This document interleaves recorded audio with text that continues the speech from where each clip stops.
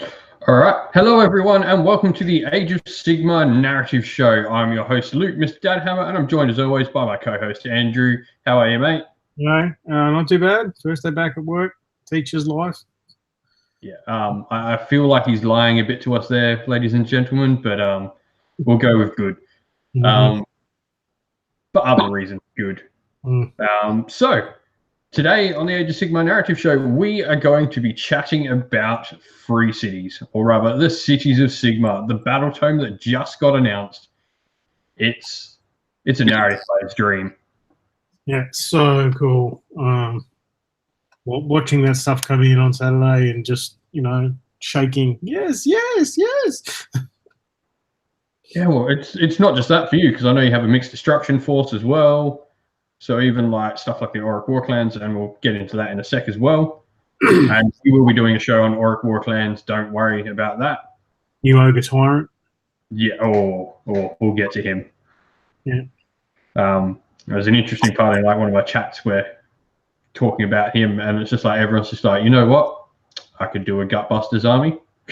Yeah. Anyway, so we'll get into the news. Of course, the big news this week was that we had the Aos Open Day. I'm pretty sure that's the title they were using for it. At Warhammer World, and we've got a bunch of Age of Sigmar stuff coming in the future. So the first part, and sort of joins into what we've just had released as well, or just went on pre-order, was we just got another Warcry box, and we obviously got Warcry up for pre-order this week. Yeah, the Warcry drops. They all kind of hit at once, pretty much. The idea, and especially all the cards, the card packs. That's fantastic, I think. It gets a lot of people. The lower end of the cost spectrum, like you can, buy your rulebook and a set of cards, and it's a lot cheaper than buying a box set. So, yeah, I think it opens the door to more people. Yeah, straight away. Those who can't invest straight away in like a box set, because it, especially down in Australia, it's a pretty hefty investment. But there are cheap ways into it, which is always good. Cheap ways into games are always good. And especially when they use existing models, because I think that for me was like one of the only problems when Shadespire was announced. Yeah. Is that there's just not another way you can grab other models and go into it. Yeah. But for Warcry, I've got Vanguard Hunters, I've got Vanguard Raptors, I've got some Aetherwings, and I've got Gryph-hounds. Most Stormcast players probably have, I would say, at least 3 of those units if you're playing like anywhere near what's meta. The Daughters, you've got Vanguard Raptors, Aetherwings come with them. Well, the Daughters options are standard Daughters of Cain army options. It's the Daughters of Cain army entirely, pretty much. And Ideneth are eels. Everyone's got eels. That's a smart collecting box. Yeah. So. Yeah, I think the 3 order ones, the Flesh Eater Courts ones, everyone will have some ghouls from buying those start collecting boxes. Legions and Nagash is pretty cool. Every Legion and Nagash player has a Necromancer and some skeletons. Nighthorn, you've got that if you bought Soul Wars. What were they? Gloomspike Gits. It's the basic goblins. Everyone has those. Squigs. Yeah, and Squigs, like, even if you're not playing with the Squigs, you probably own Squigs if you're a Gloomspike Gits player because they're Squigs and they're awesome. Yeah. Then you got Bone Splitters. Bone Splitters are the best thing. That one box gives you an entire warband and all its options. Yeah. No, I almost chucked one on my order.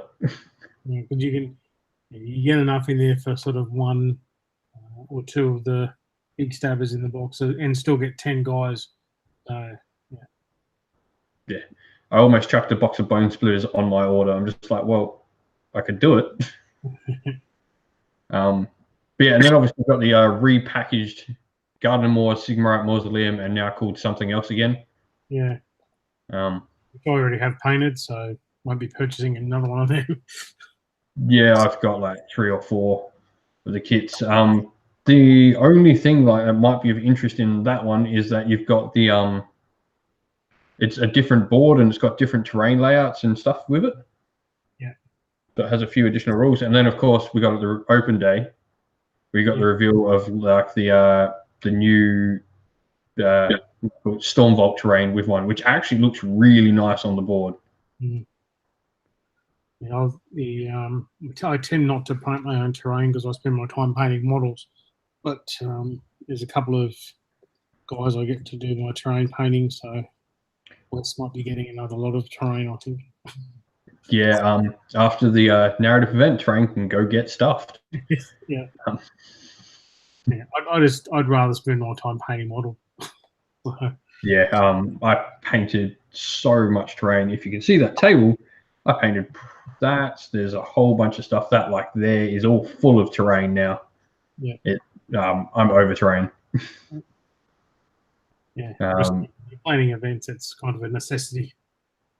If you look at what Magra is doing and with his and what Clint's doing for CanCon. Yeah, I only did something for a small event, and they did something. And their event is 20 times or 10 times what I did.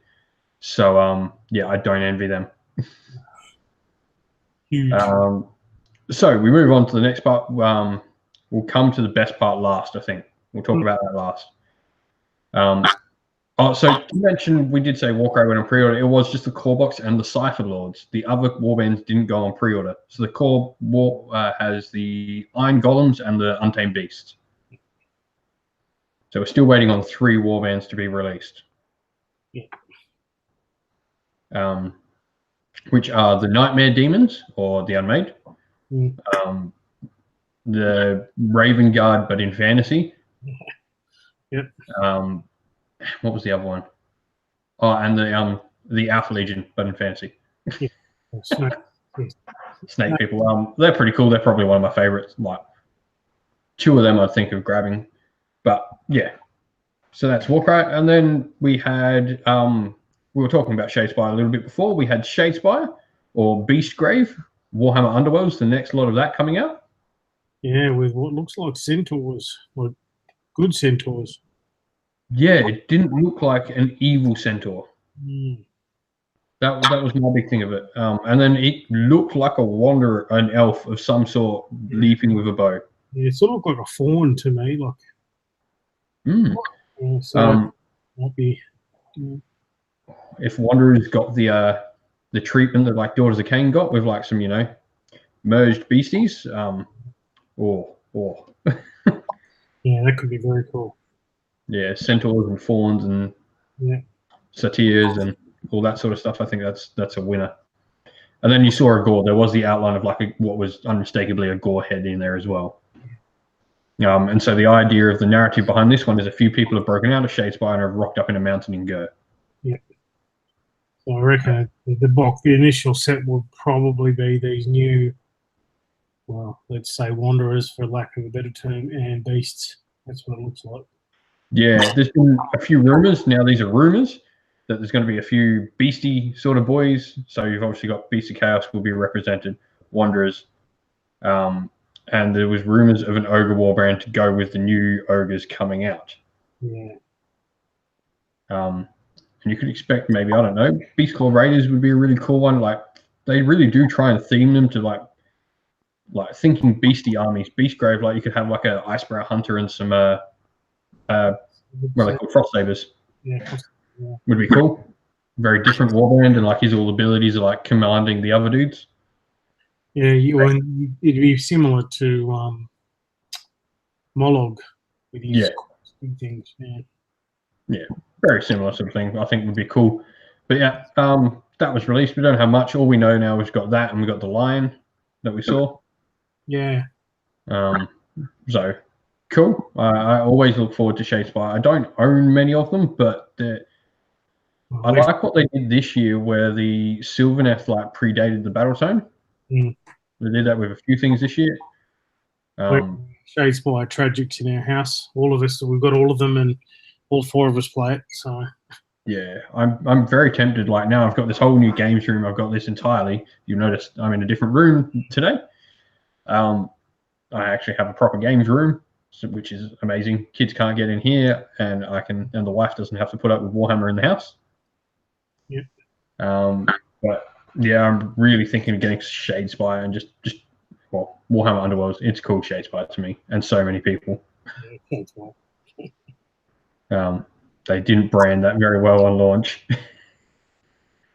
But yeah, I'm really looking forward to what that's going to bring. And then, of course, right, we'll start with the one model we talked about him before, was the reveal of the Ogre Tyrant. The what were they called? There's some more tribes. More tribes. First, first you go. Ogre model actually released for Sigmar. Yes. What's interesting as well is I think we can put to bed all those rumors of Beastclaw and Gutbusters combining, because it's not happening. They are something entirely different. Yeah, more tribes. Which I'm happy for. Yeah. I think both armies have a very, especially Beastclaw. Like Beastclaw are just so different from the other Ogre range that they don't need. They just need their own models updated, and they're fine. Or extra stuff given. And Gutbusters is one of those armies, like Wanderers, like Slaves to Darkness. It just has such a huge range. Yeah. That it can stand alone. And it's also in fantasy days, nearly everybody that played fantasy, well, a lot of the people who had fantasy anyway, had an Ogre army, even if they had others, because it was an easy buy-in. You know, for fantasy, minimum model. Yeah, they're great. Like, or literally, like, it's always on the mind when you're like, oh, what's something new to do? Like, Ogres are always that one that pops into my head. Yeah. And then that Tyrant, I'm like, I could do an Ogre army when he's released. Yeah. Well, see, I've got 2/3 of a Gutbusters from my mixed destruction, with a few Beastclaw mixed in. So. Yeah. Also, on note of the Ogre reveal, if you haven't, go follow Doom and Darkness on Twitter at darkness_Doom. Go follow him and look at his reaction to it. It is the best thing you'll see. Happy, wasn't he? Best thing you'll see on the internet. Good. Interesting. Yeah, sort of does sound like that. We've got Wolfpaws in the chat saying he believes the voiceover for the Shadespire was the same voice that did Prince Mesa, the Nomad Prince dude. I'm going to have to go have a listen back to that because I love Prince Mesa. His story arc and all the stuff, like, just, it's nice to see a story that's not about war. Yeah, I suppose it makes sense if it is going to be Wandery. But yeah, that Shadow Prime, they're very happy about Ogres. Yeah, and that was great. Yeah, go and check him out. The reaction was priceless. Yeah, the best thing on the internet the other day, and probably still for quite a few more days. So then we've talked about them as well. Auric War Clans, which is Bone Splitters and Ironjaws recombined. Well, it's recombined, but you can. It's a bit Gloomspite Gidsish by the sound of it. There's 3 allegiance in it. Yeah. So Bone Splitters, Ironjaws, or the mixed version. Yeah. So that's going to be interesting, and we'll have a show dedicated to that later. So we'll talk more about that later. And then, of course, we had the so probably it's worth mentioning the Tyrant thing was the feast of Bones. Yes. Because that ties into what I'm going to talk about next, which is the trailer for what I assume is whatever death thing got released from that Storm Vault. The Tithe of Bones. Yeah, and everybody's debating the accent and trying to. It's not Cetra. No, I don't think so. I don't. Except that he's a Stormcast now. Yeah. I don't know. Could be anything. Yeah. I think Cetra is easy to count out because it says Master. Yeah. Cetra don't like him. Yeah, and it like ever since that came out, people are going, oh, it's Cetra, mate. It says ally. Like Cetra and Cetra and Nagash are as far from allies as you could possibly get. Yes, not happy. They are mortal enemies. Batman and Joker are best friends compared to them. And I mean, there's a lot of people saying Vlad, but I don't think they'd bring another Thorn cast iron back. I think, if any, I think it's probably a new character like Alinda, which I'm happy for. I like the newer characters coming and lesser old characters coming back. Yeah.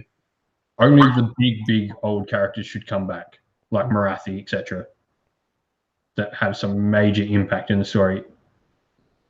Well, if it's going to be anyone, Bones, I would go Crow. Yeah. Well, actually, I hadn't thought of that, but when you say that, that might give Death Rattle a bit of a boost. Get Krell in there, and then some more new White Lord stuff, maybe. Yeah. Yeah, that's definitely an interesting thing, and it was part 1, so we'll get more on that as it comes out. And then the best thing, and what we're going to be talking about today in length, is the cities of Sigmar. Yeah. Some will call this a band-aid, some will call this patchwork, but what it is bringing all the old armies back into the game in a cohesive tome that you can play with. And look, when it came out, I was sitting on the lounge here watching the results come in, so to speak, and I yelled out and went, "Oh, yes!" And everybody in the room looked at me like I'd grown a third head. But it was because for someone who's been playing their custom free city since the start, as I said to you before we went on, I mean, that was what got me into Sigmar, was the ability to write that narrative, design my own free city, and now we're going to get our own book. That's so cool. Yeah, I can't wait. Like, I finally started putting my city pen to paper when I started the Scourge Privateer army.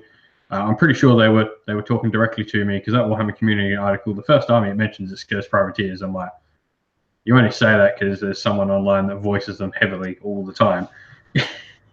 Well, you're speaking to me here. When I first saw the cover, please say something about elves. Yes. Yeah, I think this is going to be something fantastic, and we'll come back and talk more about it later after we finish talking about the doing hobby time and all that sort of stuff. So, hobby time, what have you been up to lately? Well, most of what I've been doing since last time was getting my Seeker ready for the narrative event, and then real life got in the way.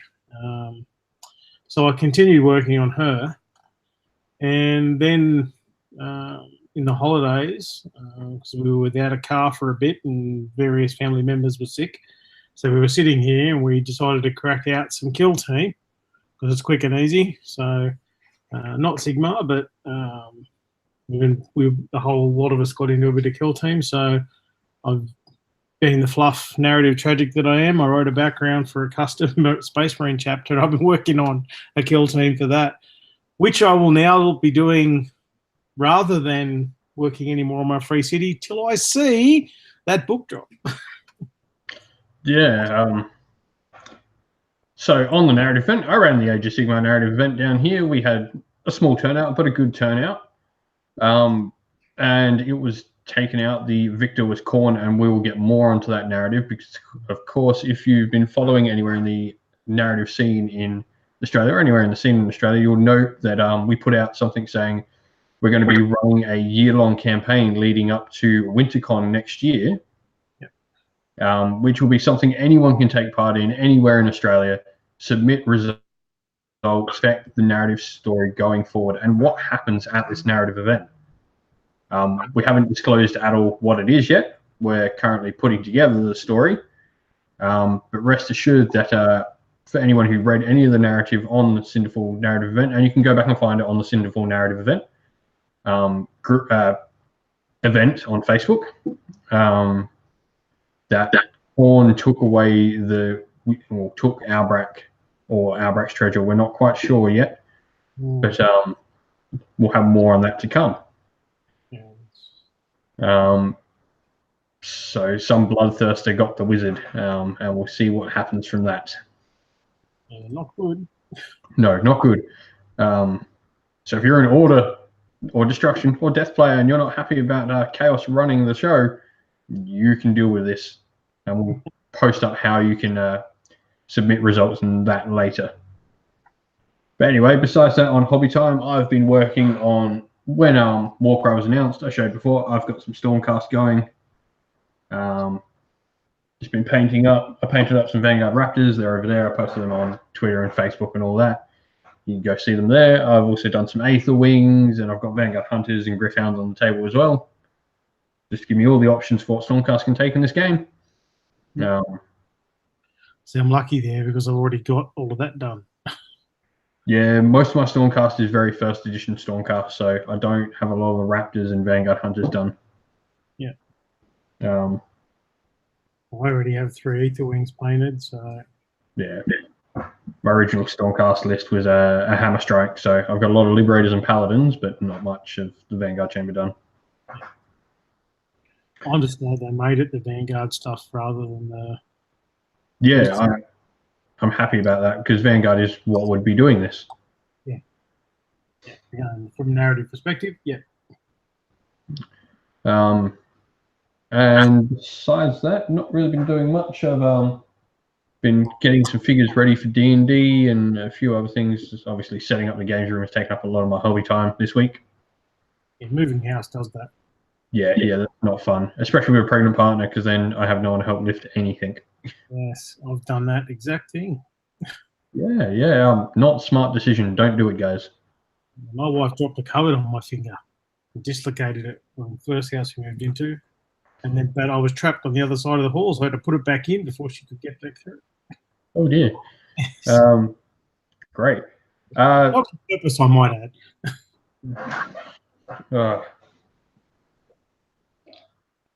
All right. So, I think that leaves us with talking about the main topic we want to talk about tonight, which is the cities of Sigmar, the free cities. So, I guess we'll start with the question of what is a free city? Yeah. Well, I mean, initially we didn't get a lot until Firestorm.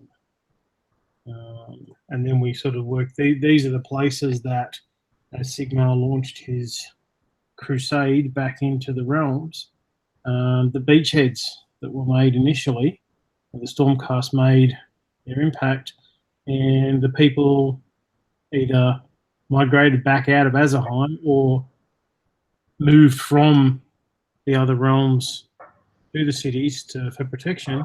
And then as time's progressed, they've developed into mercantile hubs, literally the free cities. Yeah, so the free cities are effectively Sigmar's cities within the realms. And you mentioned there, their history dates back, and most of them will have Stormcast garrisons. Yeah. In them, it's generally the Stormcast that founded them. So, and you'll have them generally named after Stormcast as well.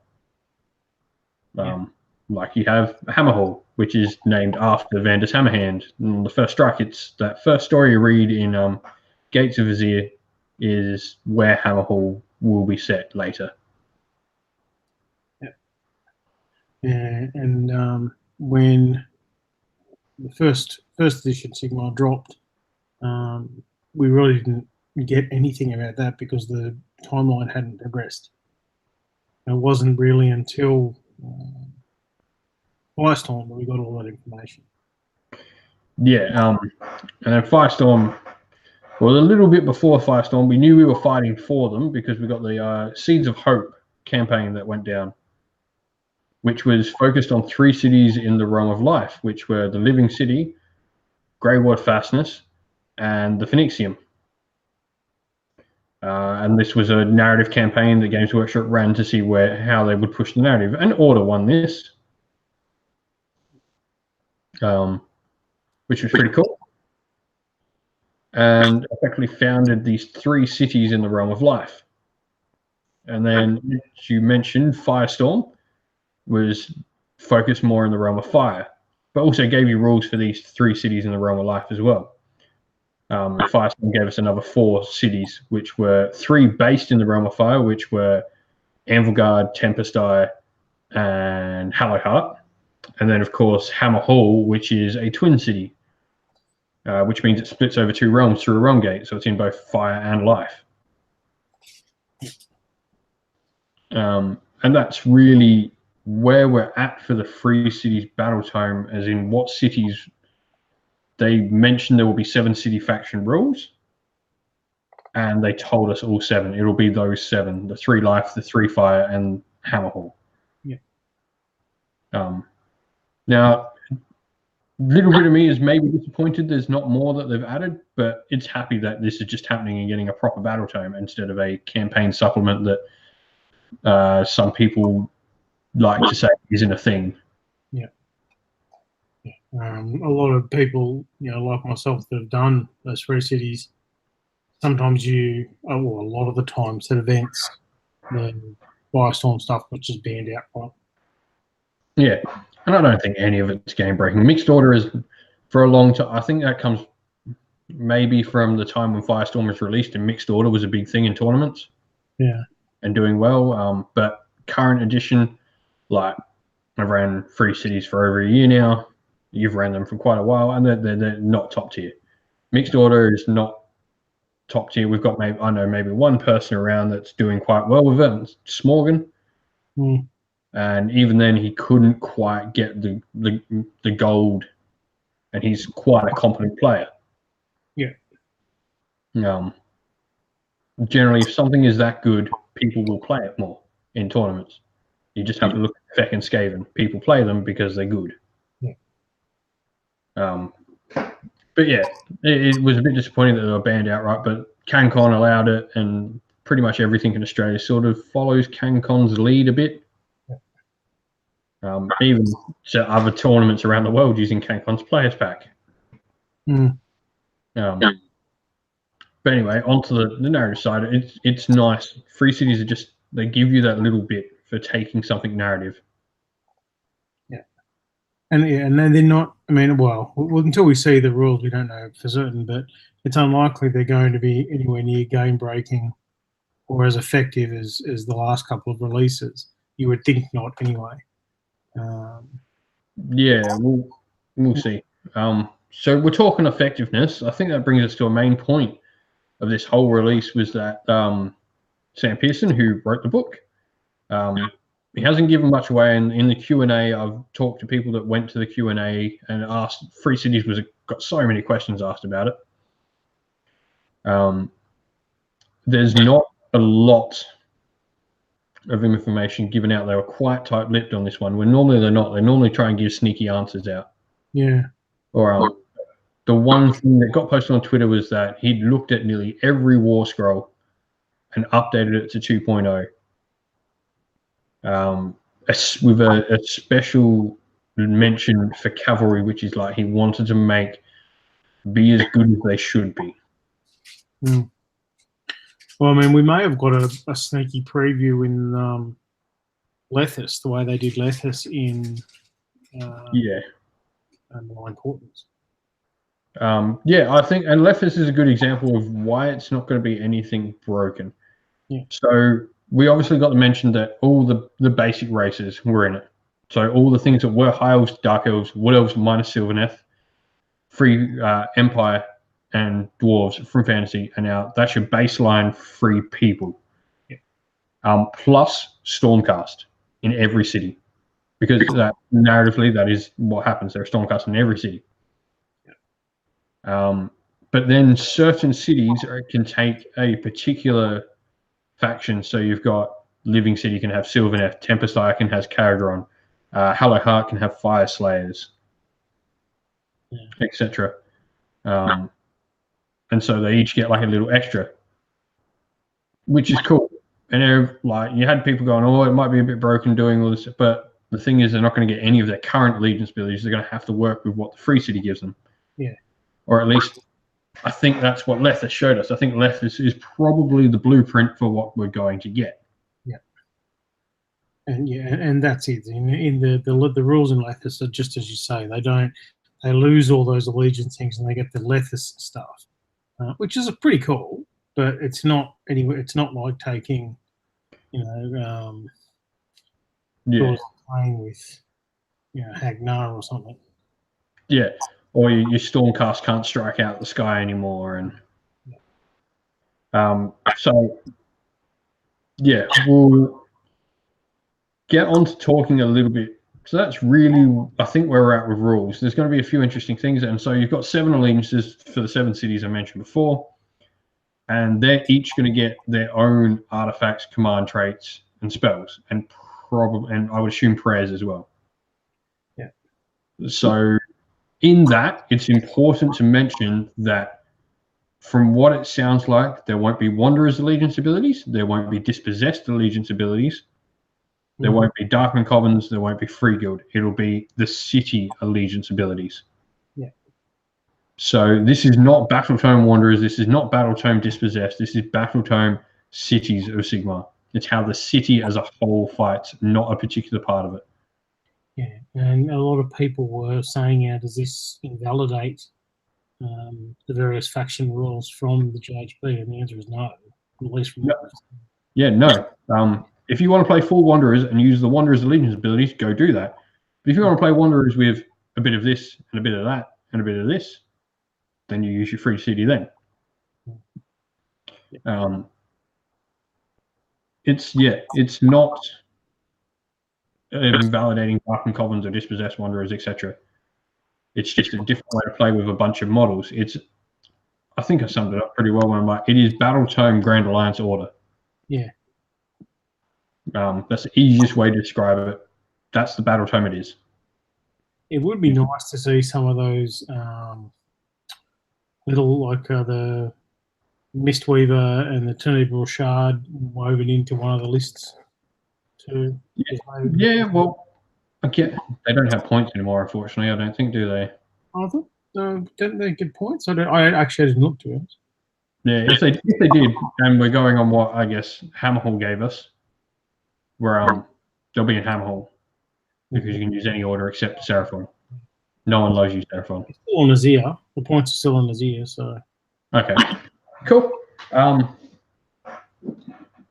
But yeah, so I think the first thing we'll touch over which, like, we don't know much about this, but we can speculate. And so there's going to be a lot of speculation on this show today. And we'll come back to this and we'll see how right or wrong we were. That's always fun. I mean, we can go, yay, we were right on all this stuff, or we can be like, cool, ignore that other show, we were entirely wrong. Yeah. So take none of this. For all the Facebook groups I run, I do not know anyone in GW personally. And I'm pretty sure Andrew doesn't either, or not on the level that anyone's going to tell him anything. No. No one of that import. Yeah. I know my local managers, that's about my accent. So I've got the list here. I've got my Firestorm copy. And we'll go through and talk a little bit about each of the 7 cities we know we're getting stuff on. So the first of all is the biggest city in the Mortal Realms outside of Azerheim, which is Hammerhall, the twin-tailed city. So I guess we'll tell you a little bit about Hammerhall. The colours of the cities generally follow the Stormcast chamber that founded them. So Hammerhall is a lot of gold and blue, representative of the Hammer Sigmar. So organization, we just mentioned this before. Organization for Hammerhall is literally any order units except Seraphon.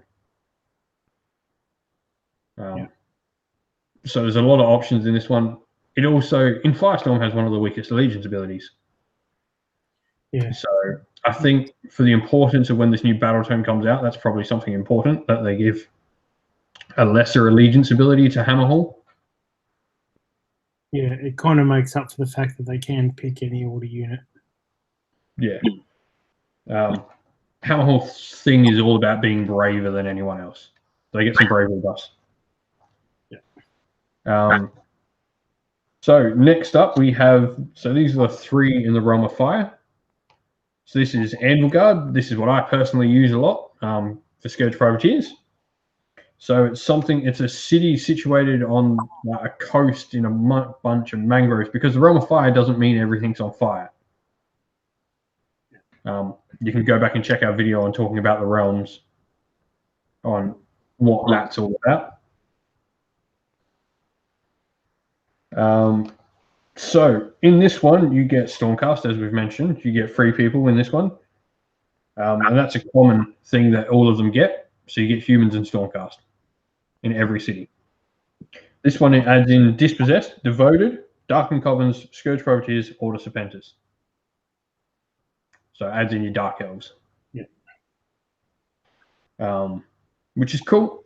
It is missing, obviously, there were 2 Dark Elf factions, I guess, missing from here, and that would be the Shadow Blades and the Daughters of Cain.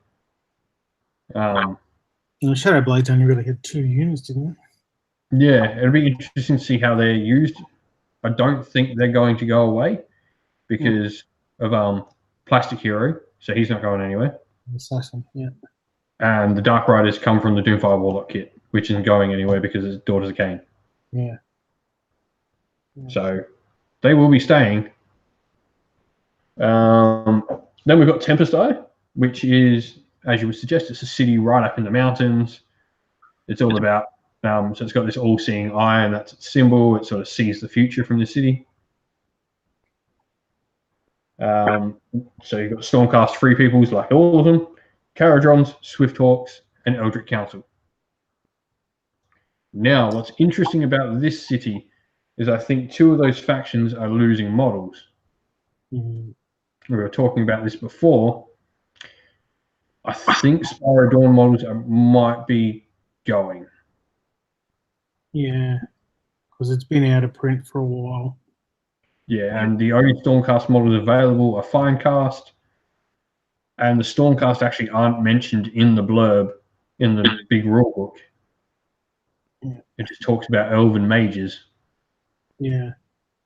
So, and Swifthawks are somewhat safe. The Skycutters are entrenched in the lore. Everyone knows the Skycutters, and a Shadow Warrior was actually seen in the cabinets. But I would say those units in Spyro Dawn are probably gone. Which is unfortunate, but I don't know what to expect of Tempest Eye. Yeah, a lot of the newer battle tomes have mentioned Swifthawk agents, so they're pretty safe. Yeah, I think just those models that are out of print will probably go.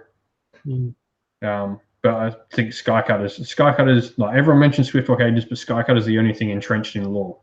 Yeah. Then we have Hallowheart, which is the last one of the 3 from Realm of Fire.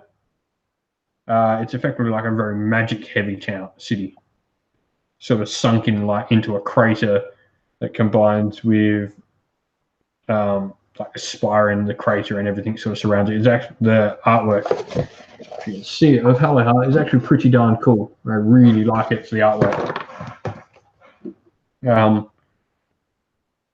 So this one's got Stormcast and 3 people, like all of them. It's also got Fire Slayers, Dispossessed, but then also Eldritch Council, Order, Draconis, Phoenix Temple, and Collegiate Arcane. So it's got Fire Slayers like Dwarves, except the flyy ones, High Elves, and humans with their wizards, which is a pretty cool mix of stuff. Really cool magic-heavy army. Yeah, its ability is all about giving you bonuses to unbind stuff. So really cool, like if you want to do something magic-heavy. You have Elven wizards and human wizards together, and Stormcast wizards now. Yeah. And so then we've got the 3 that are onto the Realm of Life. So we've got the Living City, which is Stormcast 3 peoples, as always. Sylvaneth for Wanderers, Dispossessed. So a very Wood Elf heavy city. It's an interesting one, that one, because they like you've got the dispossessed with the wanderers, so the old school dwarves with your wood elves. Yeah, that's really cool conversion option. Yeah, there's a little bit on the city in like some of the battle tomes and some of the novels in here and there. And those dwarves actually are like quite respectful to the city. Yeah. They're actually like more carpenters than stonemasons. Yeah. So they carve the city out of the hollows of trees, and it's rather cool seeing how these dwarves change because of where they live. And I think that's probably one of the strengths, especially from a storytelling perspective, of Sigmar in general. The fact that you do have these old school archetypes, like dwarves as artisans, being reworked for that new background, that new fluff. And the idea of being able to experiment with your modeling skills and do your dwarves up as, carpenters with, wearing the same sort of clothing as your wood elves and stuff is very cool. Yeah, I think, and that's just a point in general. I think all these myriad factions coming together under one color scheme, you wouldn't think it works, but when you get them there, it just works. A really well done Free Cities Army. It really looks shit hot. It's really good. Yeah, the right use of colors here and there, and it really does work really well. Even in the Firestorm book, just some images of how they painted some of these free cities up, and it looks like a cohesive force. You wouldn't think it would, but it does. Yeah, with so many different models. So then on to the exact opposite of the living city, where everyone is in harmony with the realm. We have the Greywater Fastness. Yes. Which is this industrial city that's constantly fighting back the forest. They have a realm gate that cuts into the earth and spews lava from the realm of fire around it to stop the trees encroaching upon it. Yeah, not really well received by the Sylvaneth. No. And so this is famous for its cannon batteries. Effectively, if you like Null in fantasy, this is your thing to go to. So Stormcast, Free Peoples, Collegiate Arcane, Ironworld Arsenal, and Wanderers. It's effectively humans plus Wanderers. The Sylvaneth are on the outside trying to kill you. Yeah, it's a weird choice to put Wanderers in there. Yeah. I guess it's in the realm of life. It's interesting because for those who don't know, the Wanderers' like whole story arc is them. They fled during the realm of the time of chaos back to Azerheim, and now they're back in the realms trying to make up with Alariel because they left it for dead. Yes. Their story arc is I really like the idea of their whole story arc is like we trying to get their god to love them again. We're really sorry. I mean, they would be wiped out if they stayed, but Alariel doesn't care. Yeah. And then the last one in the realm of life, which is the Phoenicium, which is a city centered around the belief and worship of a god beast called the Earth Phoenix, a golden phoenix. Yep. Which is Stormcast and Free Peoples, but then Dispossessed and Phoenix Temple. Obviously, the Phoenix Temple there makes entire sense. Yep. And the Dispossessed as well. Quite cool because it's supposed to be quite a fantastic masonry looking city.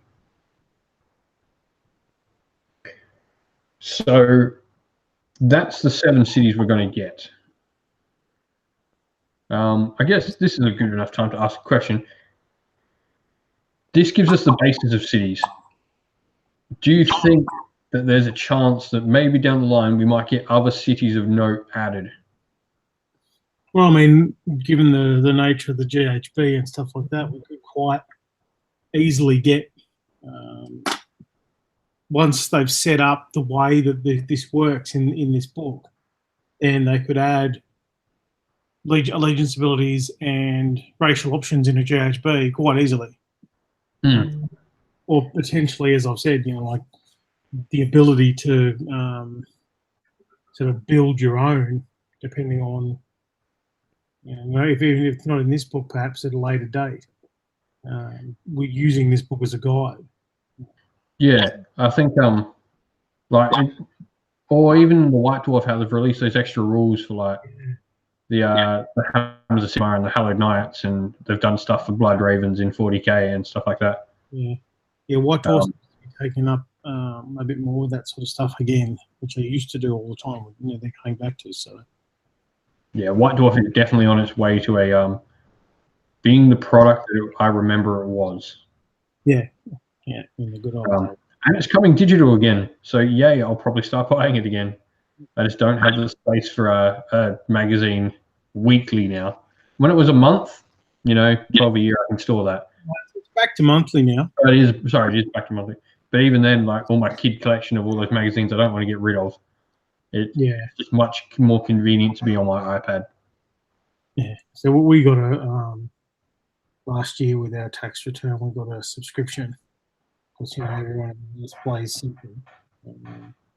But yeah, there's a bit like that. Like I've now got a year's worth of new White Dwarves lying around, and no really real place to store them.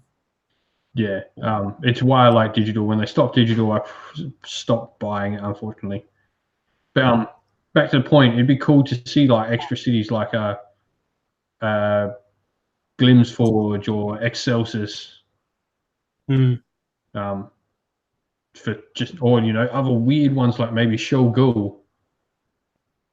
Yeah. The Worms. Given that they've put Lethis in one of their supplements, we might actually see more of that too. Yeah. I'm a little bit surprised Lethis isn't in this book, to be honest. Well, I think we just had the release, I suppose. Yeah, I guess. But yeah, so now we're going to talk about the free people, and we'll give opinions, I guess, on whether or not we think these are staying or going.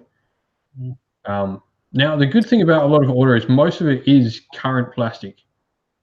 Yeah. And they did say a handful. Yeah. And so well done to GW for actually telling us they're getting rid of stuff this time. Yeah. And there's been a lot of wailing and gnashing of teeth online about that. But they didn't. Yeah. So they didn't say we're losing a whole model range or something. They said a few. Yeah. The handful was the exact wording. So, your whole army's suddenly going to disappear.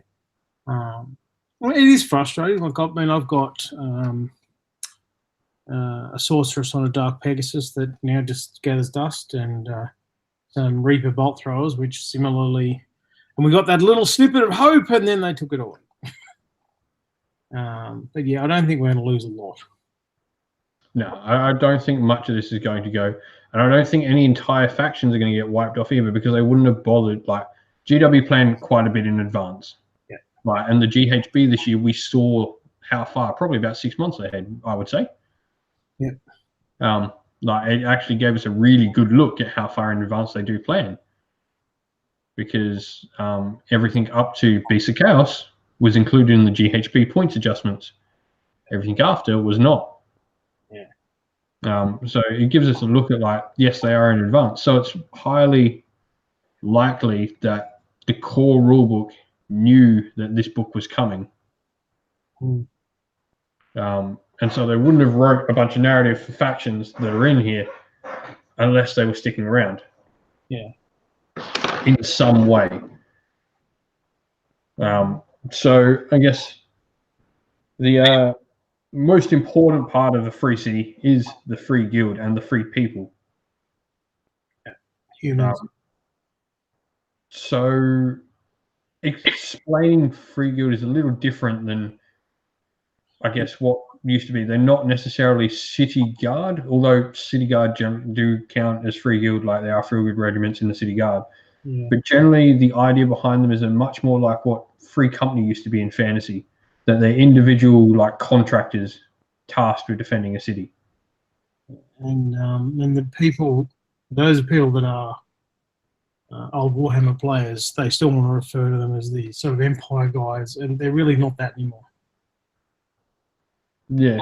They're quite different. Yeah, they're professional soldiers. They're not just town.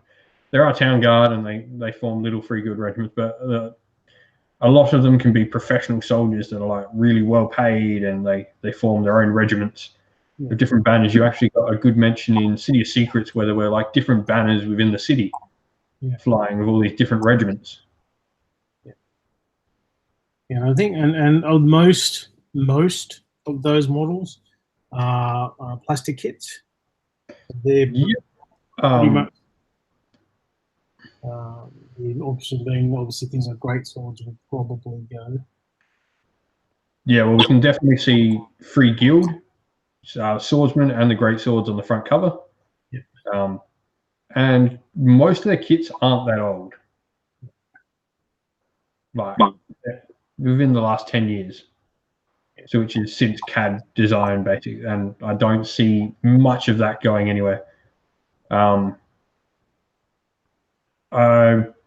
So talking about like the different people races, we've got devoted to Sigmar, which nothing except the warrior priests weren't on display at Warhammer. The witch hunter was on display. There was a flagellant shown, and the war altar. I don't see going anywhere. Well, that'll be fine. Maybe the metal warrior priests might be in a bit of trouble. Yeah, but we'll see. Quite easy for them to do a clan pack at some point of a warrior priest. We've got the Excelsis war priest anyway. He's available. So you got the dude that first came out in Silver Tower. Yeah. So there is a warrior priest. It's just a slightly different one, more updated version. Yeah, that dude. He's a really cool model. Comes with his little pet Gryph-hound. Yeah, the best Gryph-hound that is so hard to target. Yes, super Gryph-hound. The Demi Gryph-hound. But yeah, I think somewhere down the track we might see a new warrior priest, but yeah, I don't think it's urgent. Yeah, we might see. So yeah, I did mention the witch hunter was in the cabinets. That got confirmed for me, and I don't see the witch hunter going anywhere because one of their main product lines for Black Library has a witch hunter as a main character at the moment. Yeah. We've Hannibal Toll. I don't see them going anywhere. So then we've got Ironworld Arsenal, which was specifically mentioned. Scourge Privateers and Ironworld Arsenal were the two specifically mentioned. Ironworld, I don't see much of that going anywhere because it's all plastic. Yeah. And if I believe, so organ guns and cannons are what you take in the battalion, or no, it was Hellblasters and cannons, wasn't it? Yeah. In the mercenary company. So that's both kits covered. Yeah. And then just like a Callus and Toll, I think the fact that we've got a Gunmaster is one of the main characters in the story. I don't see the Gunmaster going anywhere. And the Cogsmith was released in Hammerhall, and he's quite a new plastic kit. I don't see him going anywhere. He'll be there for a while. He was one of the last, because Dwarves were only released just before Wood Elves, I believe, in Fantasy. So he's like one of the last 8th edition models to be made. Yeah, he's relatively new. So he's under 5 years old. And then I think and Collegiate Arcane. They brought out that box, repackaged it into the 4 Wizards in a box now, so I don't see that going anywhere. Yeah, I mean, the only thing with Collegiate Arcane is pre this release, they weren't really an army in their own right. Yeah. Now, they're fine. Yeah, I don't see anything from Collegiate Arcane going anywhere. But yeah, you mentioned a point there. What's cool, especially, is and I think this applies to all 4 parts, really: Dispossessed, High Elf, Dark Elf. Not so much Wood Elf because their faction actually got stuff in extra. Stole something from a High Elf army. But like these other 4, they can finally have that army you had in Fantasy play in Age of Sigmar. Which is cool. When they first did that breakdown, so many of these factions that are now rolled into this basically were completely unplayable. But you had 2 or 3 options, and that was it. Yeah, just answering question something in the comments. I haven't heard that at all, but it could be true. Wolf was saying I think they mentioned some things being brought back as well. It'd be cool, but I don't know what they would bring back because they would only bring back plastic kits. I don't know any plastic kits that got discontinued. Yeah, I don't think. Yeah, I don't know. It'd be cool. I'd love to see some of the models that got removed come back. Yeah, there's quite a few things that would expand the options, but given that this book now is coming, I don't think they'll do that. Yeah, the only plastic kit for Free Peoples I know that got removed was the Knights, but honestly, I don't want them coming back. They're such a dated kit. Yeah. Well, they still get demigriffs, and they fill the role. And especially if they do what they've like what Sam Pearson said, especially if they make them good. Yeah, I think if demigriffs are cool, like I'd run big units of demigriff Knights. They're cool. Well, very Age of Sigmar. Yeah, some of the ones Order Serpentis, which we'll talk about when we get to the Elves.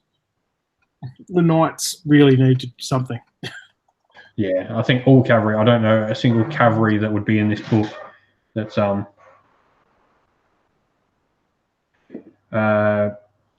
give me a sec. I just got something cool message to me on one of the groups. Yeah. Nothing I didn't know before. Just that someone messaged me on one of the many things saying, "Oh, look at this," and I'm like, I already know that. So yeah, humans. I don't see a lot going away. There's been rumors floating around that the archers might be disappearing. Yeah, I don't know. I don't know about that, and potentially maybe the general on foot kit. But once again, I don't see the logic in that. I think if they might take the archers simply because they've already got handgunners, and that way they become more of an industrial people. Yeah, and I guess, yeah, I think that, and you're hitting on a very important note there. Is I was talking to people before about this. Is that there is such a large variety of units coming together in this that you need to make sure that everything it does the job. Or has a place in the army. So the example I used was elite unit. So an elite 1 wound unit with 3s to hit, 3s to wound, 2 attacks, range 1. Straight off the top of my head, great swords, Wildwood Rangers, Blackguard, Executioners, Swordmasters, Phoenix Guard, White Lions. And then is it Hammers? Hammers are 4s to hit, I think. Oh no, they're 3s to hit because the are 4s with great axes. Yeah, but you've got those. Like you've got 8 options for units there. Yeah, that are all fit that profile of unit. Now you've got to make sure that they'll have something interesting, like say the Wildwood Rangers, where they all give the D3 damage against monsters. So everything needs to have something to make it unique and give it a reason to take. There are a lot of instances in the Age of Sigmar where things potentially aren't like this. Yeah. And they're the things that'll go. Yeah, and things that they can't give a purpose, that's what'll go. So the archers' whole thing is like, oh, we get a pre-game move, and that is their thing. They're not good archers; they just get pre-game move. That's free good archers' thing. Yeah, it's not bad, but you could fix that by putting that rule on Glade Guard with the Ren 3 arrows. Yeah, and there's your archer unit.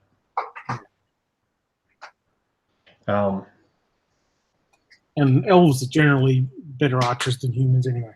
Yeah, and I think the point that you said before of making like the free guild more industrial is a good way to go, because that ensures that all the free, like the human stuff, has a place that's different. Yeah. And there's one model I forgot to mention in the Iron World Arsenal. The steam tank was in the displays. Yes, it was. Good, because steam tanks are awesome. Yes, everybody's excited for their steam tanks. I don't know many lists that I'm going to write that won't have one. Lots of people on Twitter digging at their steam tank kits.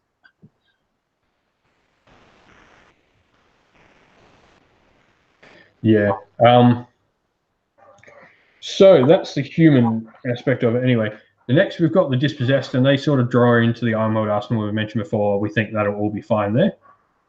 But the only thing with dispossessed, the Warriors kit is pretty old.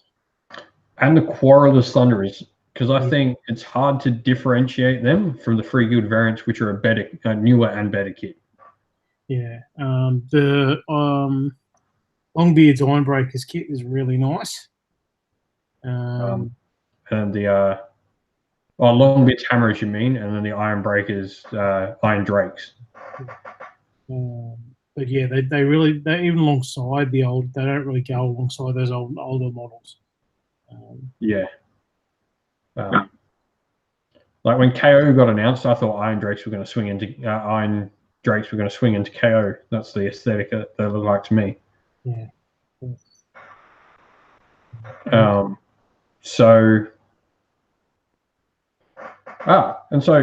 you go. That's the point of what someone was trying to make by sending me a photo before. The Living City, as we mentioned before, doesn't actually include Collegiate Arcane in its list of units available. But in that picture that is up of the Wanderers coming out of the Living City with the Sylvaneth, there's a Battle Mage on Griffin. So there we go. There's changes already. Yeah. Okay. But anyway, back onto that. I worry for their core, like the basic dwarves. Yeah.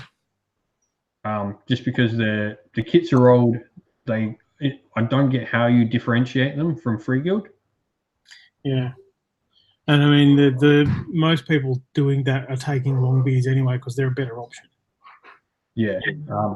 And if they do go, you simply use them as Free Guild. Yeah. But there's not many of these units I don't find an alternate way to use. Yeah.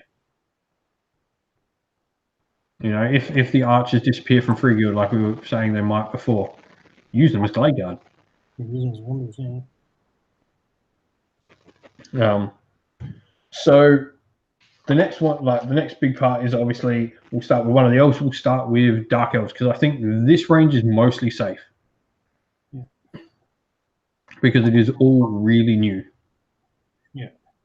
All under 7 years old. No, I think it's probably under 6 years old, to be honest. And nearly all the kits are dual kits they can make multiple options with. And the only thing that's not newish is Scourge Privateers, and they are mentioned, and all the Scourge Privateer models were seen.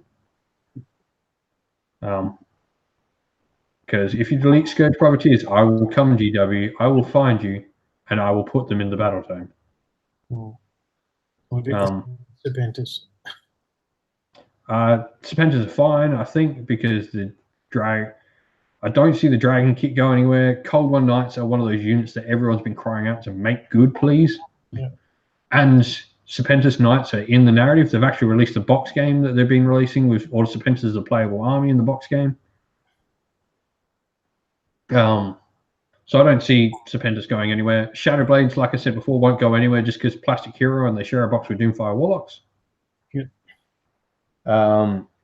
Most of the Darkling Coven stuff I don't see going anywhere either because it's all really new. Yeah. I mean, I think the only thing with both of those, with the Serpentis and the Darkling Covens, is the lack of individual heroes. But again, that now becomes mitigated through the Free Cities book because they get options from other factions. Yeah, I think there's a point there to talk on. It'll be interesting to see. It's used a lot when we're talking about Gloomspike kits is keyword bingo. Yeah. Where certain characters only affect certain things. So it'd be interesting to see if just Hammerhall characters affect all Hammerhall units. So your abilities affect all these different units. Yeah. Or if we do play keyword bingo. Yeah.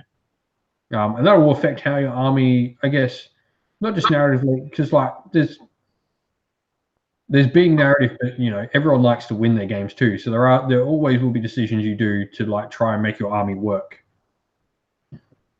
Yeah, how the synergies are going to function. Because as fun as it is to build an amazing story, you like your army to actually work on the table.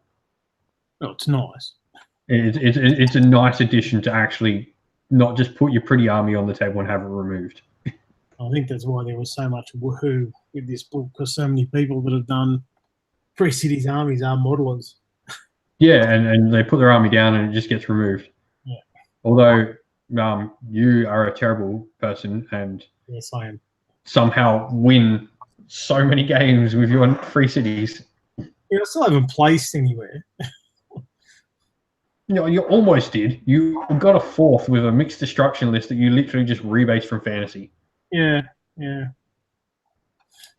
I don't know how I did that either. I can't give you all. And then you went with Shadowhammer Compact, not in Daughters of Cain, in Grand Alliance order, just because you wanted a Tenable Shard. Yep, that's right.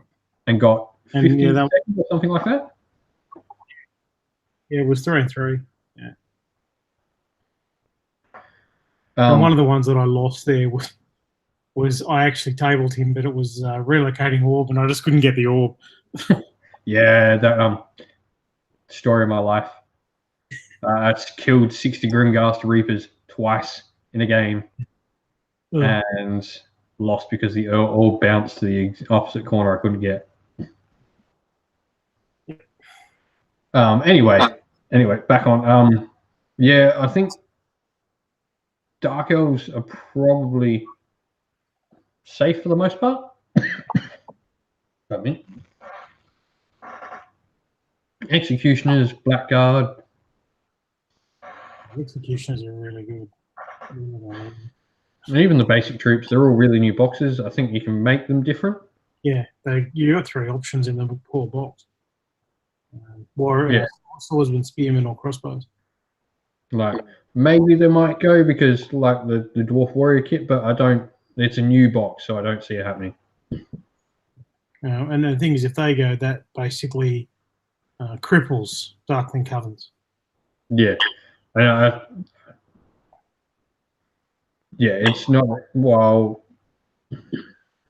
yeah. And the same could be said for Dispossessed, I guess. Yeah. But losing that box for Darklings meant they lose 3 options with losing. Yeah, correct.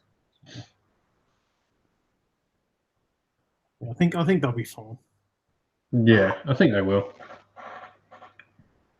So, yeah, and then obviously we've talked about Scourge Privateers and Order Serpentis. We share a box in that, and the Hydra kit I don't think is going anywhere. It's new.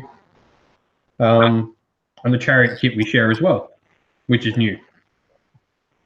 Yeah, hopefully, maybe they'll fix the rules for them. They're trash. Oh, my Chariot's good. Mine's shit. Yeah.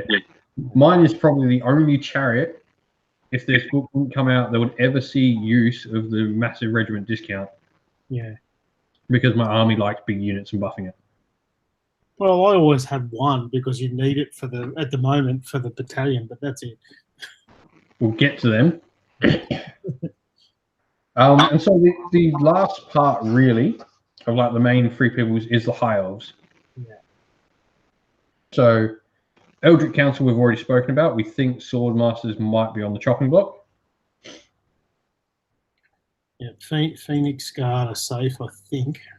Well, the Phoenician, you've got to assume there's a whole city founded on, like, I guess, their whole belief system. Yeah. But yeah, I'm just reading over the Eldritch Council. There is literally no mention of Swordmasters in there. Yeah. So I don't know if that's premonition. It's every time they mention it, talks about the mages of the Eldritch Council. Yeah.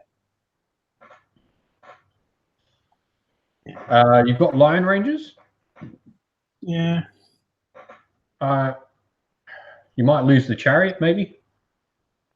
No, I don't know. The Lion Chariots got lions. Yeah, fair. And then White Lions is actually one in like one of the starter books you're supposed to pick up. The Hamhall and Other Stories. There's a Lion Ranger in it. Yeah. There's one of the main characters. So yeah, they're probably fine. Something I'm interested though, because it has no narrative background, but it's really popular. Well, decently popular in match play is Order Draconis. Yeah. That dragon. The dragon kit's relatively new, so I don't know. I'm just worried about Dragon Blades. Yeah. Yeah. They may go. Well, they may go. There's a little bit in here about them, but they're not meant. Like nearly every other faction here gets like something thrown, a bone thrown to it in some book somewhere. Yeah. I've never read anything, and I read quite a lot of the fiction. That's why I run a narrative show. Yeah. I've never read anything about Order Draconis. Yeah. Yeah, they might be for the chop. Yeah. Another thing to note in this as well is the thought hero that you can build a banner for doesn't have rules. Yeah. So these guys, I think, are a fair worry if you have them. I don't think the dragon's going anywhere because that the Drakeseer and the Archmage on dragons are mentioned heavily in the Eldritch Council blurb. Yeah. So maybe the Order Draconis might literally just be knights on dragons. Now, if that leads to units of dragon riders, yeah, that'd be cool. Well, I mean, the fluff for the Order Serpentis is that they lost most of their dragons, which is why they started breeding Drakespawn. Whereas it doesn't say that for the Order Draconis. So maybe we will see units of dragon riders. That'd be cool. Yeah, I'm just reading through. Yeah, and the interesting part of this, I think we might be onto something maybe because it doesn't actually mention. Oh no, here we go. It's talking about the horses. So yeah, I just worry for them because they're not mentioned much. Yeah. But I think the fact that maybe people played them a decent amount, they're probably one of the more played of these sub factions. Yeah. That they might be safe. That GW might just go, oh well, enough people play them. We don't want to anger a decent amount. Dragons are always popular. Everyone likes dragons, and the dragons are yeah. I mean, I've thought about buying the Order Draconis list just because it has 4 dragons in it. It's pretty cool. I think that's it for hire. Oh, and then Swifthawks. Yeah. The Postman. Sigmar. Postman of the Realms. I think they're fine. Like I said, maybe the Reavers, I don't know. Yeah, that's all I'm worried about. Is just those Spyro Dawn kits. Yeah. But like you still see a fair few of the Sky Cutters around, so I think they're probably safe. Yeah. And the Shadow Warrior was in the display cabinet. Yeah. And well, he'd be safe because I think the Wanderers as a whole, for a majority of their kits, are safe. Yeah. And we'll turn over to Wanderers now. The only things I fear for are the Waystrider and the Wayfinder, the non-Way Watcher heroes. Yeah. The Nomad Prince is fine. I think the Way Watcher is fine. He's too iconic to get rid of. In every video game or RPG, and there's something about Wood Elves, the Wood Elf is the Way Watcher. Yeah. It's such an iconic piece. Archer Elf. And those other guys were basically just models that they gave names to. Yeah, they were just the Glade Lord characters from back when you got 5 different metal variations of something. I think the Spellsinger is probably safe. Yeah. And the Nomad Prince, because they're not going to neuter. I think Darkman Coven's Wanderers Dispossessed, your range is probably safe just because they're not going to neuter you. Because your army is still an army outside of the free cities. Yeah. So that brings us to, that's all, I guess, the free peoples. Then it brings us talking about Stormcast. So we mentioned this before, that you're going to be able to take Stormcast in all the cities. This was actually explicitly mentioned. that you can take Stormcast in all the cities. They're not going to get their Stormhost rules, or maybe they will. Just could Lethis use the Stormhost rules? Don't think so. Might be wrong. Or no. But they might keyword certain things out, so you might only be able to take things like Asteria Soulblight and Neve Blackcurrant in Hammerhall. Yeah. Where the Hammers of Sigmar are. Yeah. Which I'm fine with. Yeah. I mean, they're not really taking all that much anyway. It's not going to be a big deal. And you've got generic character versions anyway. Yeah. What would be good, I think, is if I don't think they will, but if they limited which Stormcast could be in the army, as in like they're the garrison of the city, as opposed to say you're like. But I can't see them doing that. But I think it would. Yeah. As if, like, say, oh, this city doesn't have Sacrosanct in it. Yeah, that like the main thrust of the Stormcast you get are Liberators and Adjudicators. You know, I don't think they'll do it. But no, I don't think they're going to go that in depth. I think they'll just blanket Stormcast, which is fine. Like Stormcast is good to have in here. It just fills all the holes. I mean, a lot of people that were playing these sort of armies anyway were taking a Stormcast to fill gaps most of the time anyway. Well, I've Stormcast. I still my own Stormhost for my free city, so yeah. And like even just playing like whether competitive or narrative, people were just taking a Stormcast to fill the gaps. And you know, taking Stormcast, you're guaranteed to get some new releases and stuff too. So yeah.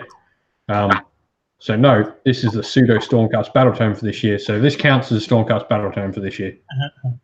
We'll see. Yeah, they'll probably get one straight after this. But yeah, on that mention, like rules-wise, you are losing a lot with Stormcast. You don't get your From the Skies and all that. You don't get your Storm Hosts. But as we saw with Lethis, there were some cool things where you got like reroll or +1 to save when you didn't move or stuff like that.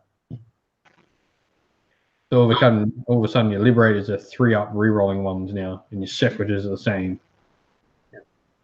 And it'll be good though to see those upgraded, because playing the old Firestorm ones, you what you lost really was not made up by what you gained.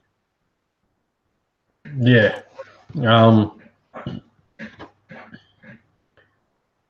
And so then I guess the last point to talk about is that we've got all these little dangler sort of extra faction for each free city sort of coming in, which is cool. And they're all narratively driven. Like the Living City gets Sylvaneth, which is cool. And they won't count as allies. They won't use up allies. They'll just be an additional part that can be taken with that city. Yeah. Well, it's a similar, I think, way to this, like some of the battalions have those combined things that count as their army, like the Shadowhammer Compact. Your Stormcast count as Daughters of Cain. Yeah, the Alliance of Wood and Sea. Yeah. The Aether Strike Force from the KO book and stuff like that, which I think are really cool. Yeah. Now, you mentioned before battalions. Yeah. That's going to be an interesting thing because the Legion of Grief and Lethis are allegiances and can't use the battalions. Yeah.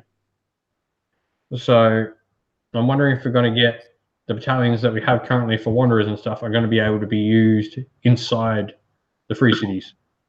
Yeah. Or whether we're going to get new battalions that are the free city battalion. You get their own free city battalions. I think that's probably more likely. Yeah, which would be cool. It'll be like, Defenders of Anvilgard. Take 0 to 1 units of Liberators, Free Guild, or 2+ units of Free Guild Liberators or Dark Shards. Yeah. Or Bleak Swords, whatever.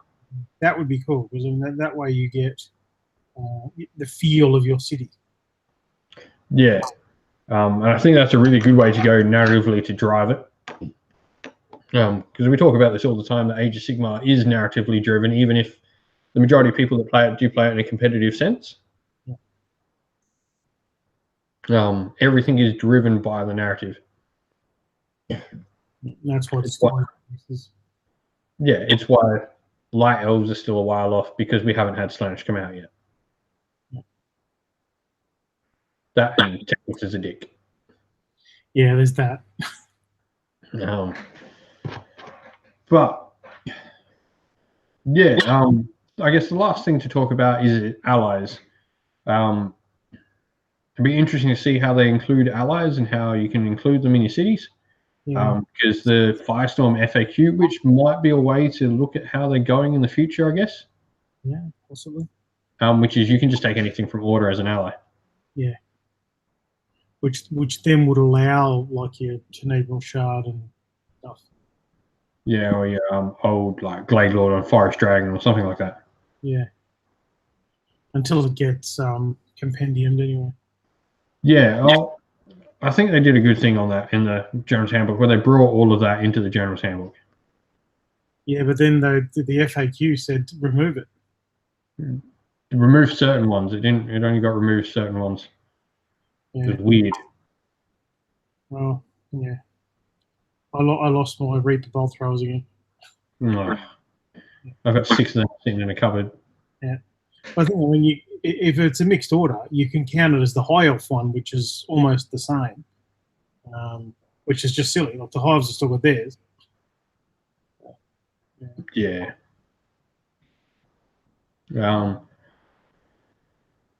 But yeah, I don't think there's really much else to talk about this that we know yet. No, not yet. We're eagerly awaiting what comes next in this. Now, I did a little show. Unfortunately, Andrew was sick during that, but I went through and ran through what all the different factions of the city are, so we're not going to do that again. You can go find that talking about Free Cities and Firestorm. I went through and talked about what each particular faction does inside the cities. Yeah. This one was really just sort of getting us on where we're up to, what we know, because this battle tome is going to be something for narrative gamers everywhere to rejoice about. It's going to be something where you can truly let loose, hopefully. Mm-hmm. Yeah. Well, even if it's not as good as we think, it's still something that we haven't had before. So, yeah. And I heard what like people talking like it almost cleans up AOS in a night. Literally with this, the Auric Warclans, and more tribes. There's literally one book, like excluding Seraphon, that are waiting for a battle tome update and Beastclaw, and like there's only one army that does not have a battle tome now, and that is Slaves to Darkness, and we all know that's coming. Yep, thanks to Warcry. Yeah, we all know it's coming. So they said 2 years, but we likely could have every army to have a battle tome. Whether 2.0 or not, every army could have a battle tome by the end of the year. Yeah. And if you said that to me, mate, like CanCon next year, we could have battle tomes for every army. Yep. Every person is playing with a battle tome or out of GHB with Allegiance abilities at CanCon next year, and that's a fantastic place to be. Yeah. Yeah, that would be awesome. So Slaves to Darkness and all these battle tomes, please come out the rest of this year and let's get everyone on a level footing, and then you can push the game from there. But narrative-wise, I think once we get that Free Cities battle tome, we're really going to go to town on it. Yep.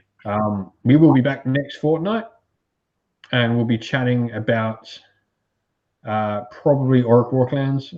It might change in between now and then. There's a 2-week gap. Usually I see in a week where we're at. Auric Warclans will probably be the aim. Or at least going over Iron Jaws and Bone Splitters and what we know about them. So a couple of things to mention at the end here.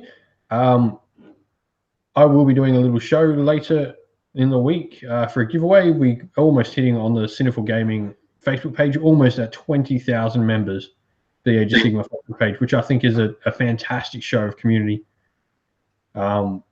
and really great to see the page grow from what it was. And if you said to me it would be 20,000 when Age of Sigmar launched, I would have told you a liar, because the fantasy page at its max was only like 4,500, and that was the biggest fantasy page on Facebook. So to be almost 20,000, I think it shows how much the game is growing. And for all the folks, the good job that GW has done on the game. Yeah. So there will be a giveaway. I've got a Warcry book, rule book to give away. All you have to do is go like the post on the Sinful Gaming Facebook page and share, and then you get an extra entry into the raffle if you subscribe to the YouTube channel and you join our Warcry Facebook group. And lastly, so I have started a Patreon for the page and the Facebook, because people have asked, and some people have already donated some stuff towards and helped towards the page. So that's really thankful. They don't want to be mentioned. But it's going towards hopefully upgrading some equipment and especially getting stuff for that gaming table there ready. So battle reports can be coming out. I really want to push like narrative battle reports and get something out there for narrative gamers to have a look at. That's not just a bunch of random rules. No, I want to really push the narrative games. There's some fantastic stuff out there. And I have a variety of armies that you probably don't see all the time. Obviously, it's also going to go towards making sure we can set up the AOS RPG stream when that launches. Whenever that launches, it hit and miss with that sometimes, but hopefully soon. As with every RPG company, I don't know a single RPG company that's very clear. That as well. What was that? We're all hanging out for that as well. Yeah. So, yeah, you can go. The Patreon link's down in the description of the thing below. If you wish to donate, please go do so. Every dollar helps. And if you wish to get a shout out, you can have a shout out. But the people that have donated to the channel wish to remain unannounced. But thank you very much, at the least, those people. You know who you are. And yeah, I guess the last thing to mention is we are on the road to 20,000 members, as I mentioned too, on the Facebook page. For those coming to when the page reaches 20,000, we're going to organize like a gift for everyone on the page. That there will be some small cost involved, but I've got a company that's looking to do it. Whether I put up a poll on the Facebook page, whether or not it's dice or objective markers or combat gauges or something, you can go have a vote there. I'm going to work it out with the person I've got doing this, and there'll be a small cost involved. We'll get it, and you'll get something shipped out to say you're a member of the Facebook page, so you can see people around. You can rock up to a game with some random dude you're playing, and you go, "Oh, you've got that combat gauge or those dice. You must be on the Facebook page. We've probably chatted before." So it'll be something just to celebrate the 20,000 members, and it might continue on after that as like a little thing that people can buy to help donate back to the channel and hope to get narrative gaming out there some more. And yeah, obviously we've got more Facebook groups that got added to the Sinful Gaming roster. We had the Warcry group that's gone up and is blowing up, and then out of, I think in 2 days we've almost gone up to 700 members on the Cities of Sigmar page from like 30. I can't. I'm continually approving. Yeah. I think that's like you put your phone down, you come back, and you're like, "Oh, approve 5 people." Yeah. So it's great to see that's growing. I think that's everything. Something seems to be slipping my mind. Yeah, I think. So anyway, thank you all for joining us tonight. We'll be back next fortnight, hopefully talking about Orc War Clans. If something else comes out in the meantime, we might switch it up. So keep an eye on the Sinful Gaming Facebook page, and I'll let you all know what it's going to be about. But thanks for joining, and we'll see you all again next time real soon. Ciao. Hey guys.